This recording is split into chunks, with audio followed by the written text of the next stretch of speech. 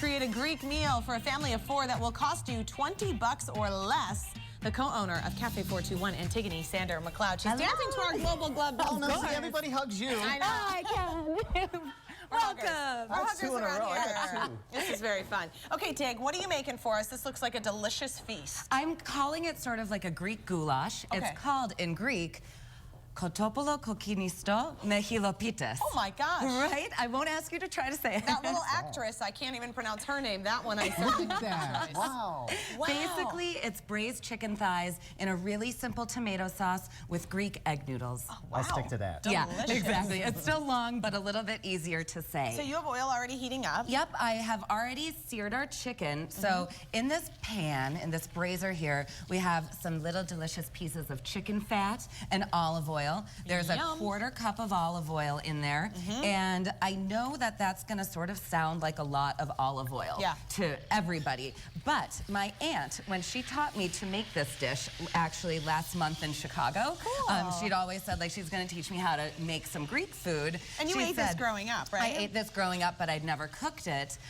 How did you get the onions so small? Oh, I got the onions so small. I have grated onion in here. This is a Greek culinary mother's sort of kitchen tip. Oh my gosh. Either use a box grater or the little mini food processor, and it gets it to the consistency of mashed potatoes almost. And so it's going to melt into your sauce. So you have so much olive oil because? Because it makes the sauce more delicious. It makes it sweeter. There's not a lot going on in the sauce. Your aunt is very smart. Salt, pepper, etc. And she said those Americans, they think it's too much olive oil, but that's what makes it good. That's right, Americans. And the Mediterranean people live longer than anybody. Exactly, with the glowing skin and everything. Take a note. I like that. Okay, so you added full garlic cloves? I added 3 whole garlic cloves because the Greeks actually don't use that much garlic, so I just want to give it a little bit of infused flavor of garlic. So maybe just don't get the bite with the full clove? Yep, or you can fish it out towards the end, or you can spread that on your bread, which should be delicious. Yum. And then you're going to add tomato paste. So basically, we're building a nice, yummy sauce here. So you used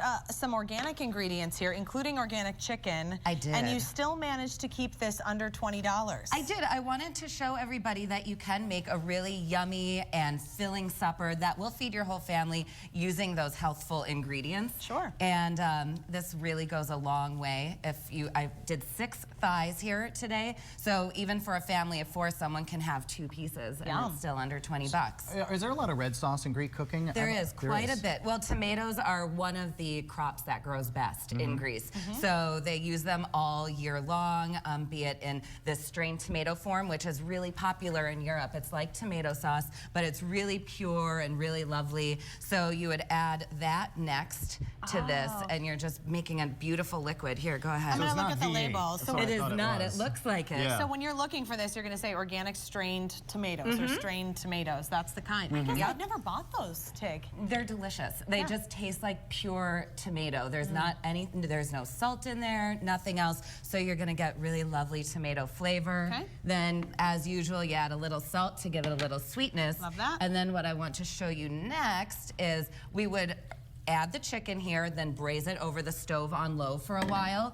But we don't have time to do that today, so I'm gonna show you this cool noodle. These are little teeny tiny squares. These are Greek egg noodles. That's the Xilopites. I love that. And you can buy these at Bill's Imported Foods on Linen Lake, and you can probably buy them online as well, but not the usual supermarket. But if you don't want to go the extra mile and find that, you could use orzo or a tiny farfalle or something. Oh, but how fun Isn't that cool? And it's really liquidy. Don't let it scare you. You bring it to a boil, add the chicken back in, and about 30 minutes later, you have that yummy, delicious dish. Bring it on. This looks really delicious. If you insist. Yeah, please. She insists, and we're gonna. And you pulled some of this chicken off the bone for us. I did. Right? My grandmothers used to make this for me as a kid. It just feels like home. You know what, to me, oh my gosh, it tastes a lot like chicken cacciatore. It is like the Greek version of chicken cacciatore. But you know what? As a kid, I always didn't really like it when my mom made chicken cacciatore, and I think I love those small noodles because it's all so combined so beautifully. And it feels so filling, that, you know, gross filling. That is good.